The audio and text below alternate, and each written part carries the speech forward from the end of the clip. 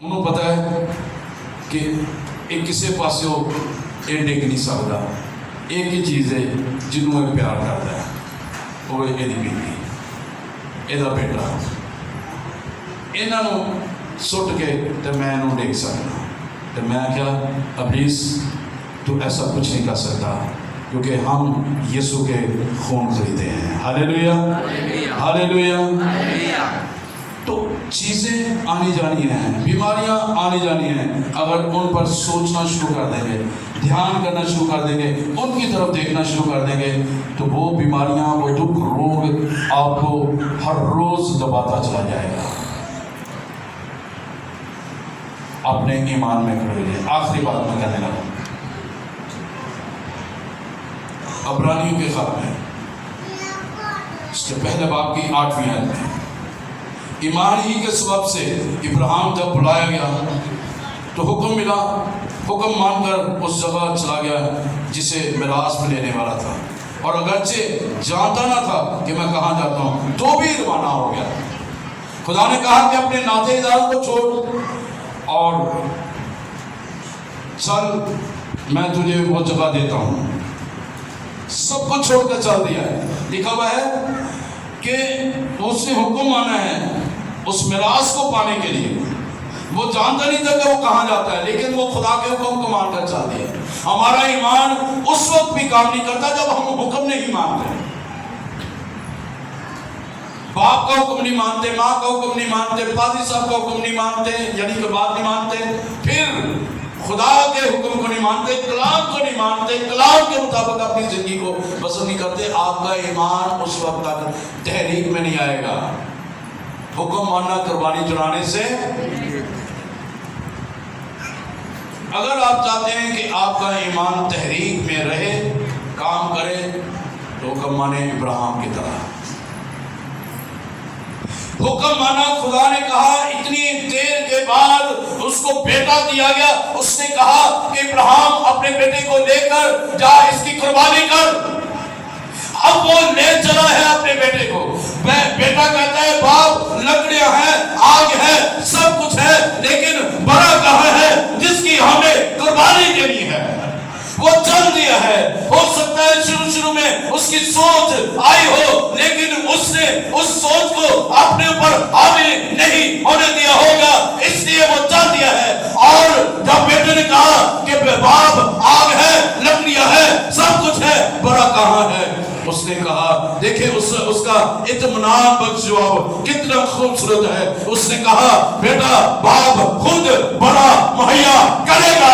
اور خدا نے جب وہ چھری چلانے لگا, اس نے کہا ابراہیم اپنا ہاتھ بیٹے پر نہ چلا, کیونکہ میں نے دیکھا ہے کہ تو اپنے بیٹے کو بھی دینے سے دریغ نہیں کیا. پیچھے مڑ کر دیکھ, ایک مینڈا جو ہے وہ جھاڑیوں میں اٹکا ہے, اس کی قربانی دے. ہاللیلویہ. اس نے خدا کی بات مانا, اس نے اپنے اس ایمان کو, اس نے خدا نے کہا, اس سے کہا کہ آسمان کے ستاروں کی طرف دیکھ, میں تجھے اتنی برکت دوں گا. ریت کے ذروں کو دیکھ, میں اتنی تجھے برکت دوں گا. اس نے کہا کہ میں قوموں کا باپ تجھے ٹھہراؤں گا. اس کے پاس ابھی تک اولاد نہیں تھی. خدا اس سے وعدہ کر رہا ہے کہ میں تجھے قوموں کا باپ ٹھہراؤں گا. اس نے اس بات کا یقین کر لیا. یہی اس کی بات جو ہے وہ اس کو راست باز ٹھہراتی ہے, اور یہی بات اس کو قوموں کے باپ ٹھہراتی ہے کہ وہ قوموں کا باپ ٹھہرا ہے. جب آپ اس کلام کو سیکھیں گے, جانیں گے, اس پر ایمان لائیں گے, خدا آپ کی زندگی میں گہرا کام کرتا ہوا نظر آئے گا. ہاللیلویہ. اپنے ایمان کو تحقیق دیں, سوچیں, دھیان کریں کہ آپ کا ایمان کہاں پر ہے. آپ اپنے ایمان کو لے کر چلیں گے, آپ کا ایمان آپ کو ان تمام مشکلات سے بھی نکالے گا. بعض اوقات ہم مشکلات کو بھیانک طور پر دیکھتے ہیں تو ایک بھیانک چیز ہے. یہ مشکل آ گئی ہے, او بڑا حال ہو گیا, خداوند تجھے پتہ ہے کچھ بھی نہیں ہے گا. ہم ان مشکلات کو اپنے اوپر حاوی کر لیتے ہیں, لیکن ہم خدا کی اس محبت کو, اس پروردگاری کو ہم پرے کر دیتے ہیں. ہم اس کی گہرائی کو نہیں جان پاتے, اس کی گہرائی کی رفاقت کو نہیں جان پاتے. کہ اس نے تو یہ موقع فراہم کیا ہے کہ ہم اس مشکل کے وسیلہ سے اس کے ساتھ رفاقت رکھ سکیں، اس کے ساتھ پیوست رہ سکیں، اس کے ساتھ جڑ سکیں، اپنے ایمان کو مضبوط کر سکیں۔ مشکلات اور مسائل ہمیں سکھاتی ہیں دنیا کی حقیقت، دنیا کہاں پر ہے۔ مشکلات اور مسائل ہمیں سکھاتے ہیں کہ خدا پر حقیقی بھروسہ کرنا۔ مشکلات ہمیں سکھاتی ہیں اور مسائل ہمیں سکھاتے ہیں خدا پر حقیقی ایمان لانا سکھاتی ہیں۔ مسائل اور مشکلات ہمیں سکھاتی ہیں کہ حقیقی طور پر ہم اعتقاد کرنا سیکھ جائیں۔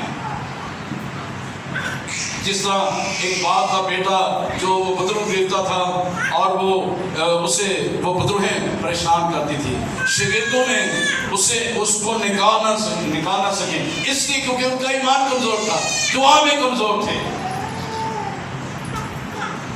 تو اس نے کہا کہ اے خداوند، اس باپ نے کہا اے خداوند، اگر تو کر سکتا ہے تو میرے بیٹے کو ٹھیک کر دے۔ اس نے کہا کیا کر سکتا ہوں؟ کہ اعتقاد رکھ تو تیرا بیٹا بچا رہے گا۔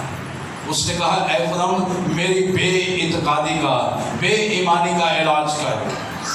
یہ مشکلات اور مسائل ہماری بے ایمانی کا، بے اعتقادی کا علاج کرتی ہیں۔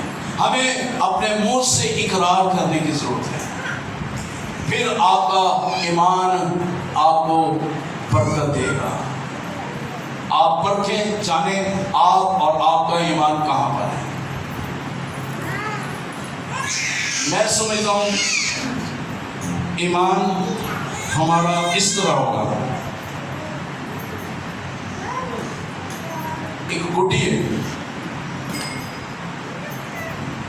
گڈی جو ہم اڑاتے ہیں، ڈور کے ساتھ اڑا رہے ہیں، ڈور پتلی ہے، جب آپ اس کو اڑائیں گے تو کری رہے گی۔ جب آپ گڈی کو تندی کے ساتھ اڑائیں گے تو وہ تندی جو ہے وہ نیچے رہے گی، گڈی اوپر جائے گی۔ ہمارے ایمان کا بھی یہی حال ہے، ہم مشکلات کے نیچے تندی کی طرح ہیں، موٹے ہیں، چھوٹے ہیں، ذہن بند ہے، دعا میں وہ ہم اتنے مضبوط نہیں، کلام میں ہم اتنے مضبوط نہیں، چرچ میں آنے جانے میں اتنے مضبوط نہیں، اور تندی کی طرح ہم جب گڈی اٹھتی ہے تو اوپر برکات اوپر ہے اور ہم نیچے ہیں۔ وہ آگے جا رہی ہیں، ہم پیچھے جا رہے ہیں، بھاگ رہے ہیں۔ لیکن مجھے اور آپ کو اپنے ایمان کو اس لیول پر لے کے جانا ہے تاکہ خدا تک ہم پہنچ سکیں۔ ہاللیلویا۔ آخری مثال دے کر میں آمین کروں گا۔ ایک شخص تھا، وہ کاروبار کرتا تھا کپڑے کا، اور وہ کپڑا خرید کر کسی جگہ پر وہ جو ہے وہ بیچنے کے لیے جاتا تھا۔ ایک دن ایسا ہوا کہ جب وہ جا رہا تھا، چور اس کے پیچھے لگ گئے۔ وہ ایماندار شخص تھا اور وہ گدھے پر سوار تھا، اور جب وہ رات پڑتی، کیونکہ سفر دور کا ہوتا تھا، وہ دعا کرتا، باڑ لگا لیتا، یسوع کے لہو کی، پاک روح کی باڑ لگا لیتا۔ چور آتے اس کو پکڑنے کے لیے تو اس کو پکڑ نہ پاتے۔ وہ بڑے کھپتے کہ کیا مسئلہ ہے یار۔ خیر وہ چلے جاتے، وہ بندہ اٹھتا صبح، پھر سفر کے لیے روانہ ہو جاتا۔ رات پڑتی، وہ بندے پھر اس کے پیچھے لگ جاتے ہیں، پھر اسی طرح ہوتا۔ وہ اس کو پکڑنے کی کوشش کرتے، پکڑا نہیں جاتا، وہ کیونکہ اس نے باڑ لگائی ہوتی تھی، یسوع کے لہو کی، پاک روح کی آگ کی، وہ باڑ لگی ہوتی تھی۔ اور اسی طرح تیسرے روز جب وہ سونے لگا، دعا کر رہا تھا، اس نے آ کر اسے کہا کہ بھائی آج تو پکڑا گیا ہے، لیکن ہم تجھے ماریں گے نہیں، لوٹیں گے نہیں، آج تو ہمیں یہ بتا کہ 2 دن سے ہم تیرے پیچھے آ رہے ہیں، ہم نے دیکھا تو سو گیا، ہم نے تجھے پکڑنے کی کوشش کیا، تجھے پکڑ نہیں پائے 2 دن، آخر وجہ کیا ہے؟ اس نے کہا وجہ سمپل سی ہے، اس نے کیا؟ اس نے کہا کہ میں اپنے خدا کے بیٹے یسوع کو، اس کو قبول کیا، میں نے توبہ کیا ہے، یسوع کے پیچھے چلا، اور کلام بتاتا ہے کہ میں تیری آمد و رفت میں تیری حفاظت کروں گا، کہ میں اس کی باڑ لے کر، اس کے خون کی باڑ لے کر، اس کے پاک روح کی آگ کو لے کر میں سو جاتا ہوں۔ کہتا اچھا اتنی طاقت ہے یسوع جی؟ میں کہا جی، میں کہا تم ہی قبول کرتا، پھر بے گئی رہ کے نہیں ہوتا۔ تو میرے عزیزوں، اس کے اس عمل نے، جب وہ دعا کر کے سوتا تھا تو پاک روح کی آگ جو ہے اس کے چگرد ہوتی تھی، یسوع کا لہو اس کے چگرد ہوتا تھا، اور وہ شخص 3-4 وہ ڈاکو تھے، انہوں نے توبہ کی، انہوں نے یسوع کو قبول کر لیا۔ جب آپ بھی ایمان کے ساتھ، آپ اپنے ایمان کو لے کر رات کو سونے سے پہلے اپنے گھر کے چوگاٹھوں پر، کمروں پر، چیزوں پر، فضا ہواؤں پر، اپنے منڈیروں پر، چھتوں پر یسوع کے لہو کو مانگیں گے، ایمان کے ساتھ مانگیں گے، ابلیس آپ کی زندگی میں، آپ کے گھر میں داخل نہیں ہونے پائے گا، کیونکہ خدا کا بیٹا یسوع ناصری ہماری محافظت کرتا ہے۔ جس نے وہ تاجر کی، اس کی حفاظت کی، اس کا بہت بڑا وہ کام تھا۔ اگر وہ پکڑا جاتا پہلے دن، وہ مار دیتے، وہ سامان لے جاتے، اس کا نقصان ہو جانا تو مر جانا تو اسے بچے، لیکن کیا ہے کہ خدا نے اس کی حفاظت کی، کیونکہ ان روحوں کو وہ بچانا چاہتا ہے۔ وہ 4 روحیں وہ بچ گئیں۔ آج میں نے اور آپ نے بھی اپنے گھر کی روحوں کو، اپنے علاقے کی روحوں کو، اپنی کلیسیا کی روحوں کو، اپنے آس پاس کے روحوں کو یسوع کے پاس لے کر آنا ہے، بشرط کہ آپ کا ایمان مضبوط ہو۔ ہاللیلویا۔